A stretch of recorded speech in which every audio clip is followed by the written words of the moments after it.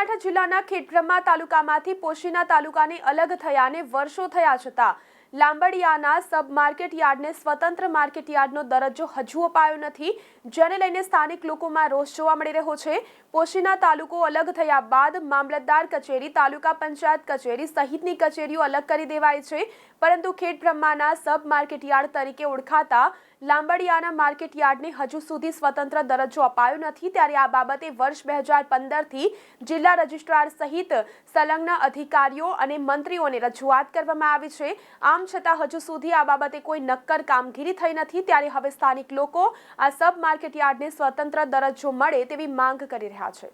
આ સબ market yard Khedbrahma તાલુકાના market yard સંચાલિત હતું। મૂળ તાલુકો ખેડબ્રહ્મા હતો અમારો પહેલાં, પરંતુ 2015માં માન્ય નરેન્દ્રભાઈ મોદી સાહેબે આદિવાસી વિસ્તારને સગવડો મળે એમ કરીને અમારો પોશીના તાલુકો જુદો પાડ્યો અને આ બધી જ કોર્ટ કચેરીઓ પોશીના તાલુકા ખાતે ઉપલબ્ધ છે।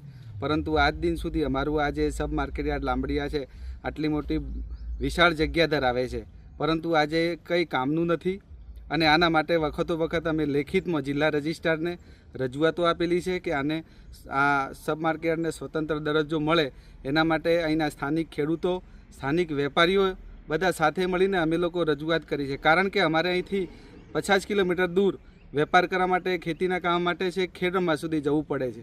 એટલે અમારી આજે આપના માધ્યમથી સરકારને વિનંતી છે, પ્રશાસનને વિનંતી કરીએ છીએ એક આગેવાન તરીકે કે અહીંયા જો આ સબ માર્કેટ યાર્ડને સ્વતંત્ર દરજ્જો આપીને માર્કેટ યાર્ડ બનાવવામાં આવે તો આદિવાસી વિસ્તારને અઢળક ફાયદો થાય એમ છે। આદિવાસી વિસ્તારના ખેડૂતોને એની જીવન ધોરણમાં અને એના જે ખેડૂતોને જે પોષણક્ષમ ભાવો જે છે એ જે અત્યારે ક્યાંક મળતા નથી, તો આ સબ માર્કેટ યાર્ડમાં થાય, ખુલ્લી હરાજી થાય અને અહીંના જે સ્થાનિક જે પાકો છે એ પાકોને વધુ સારી રીતે લોકો વેચી શકે।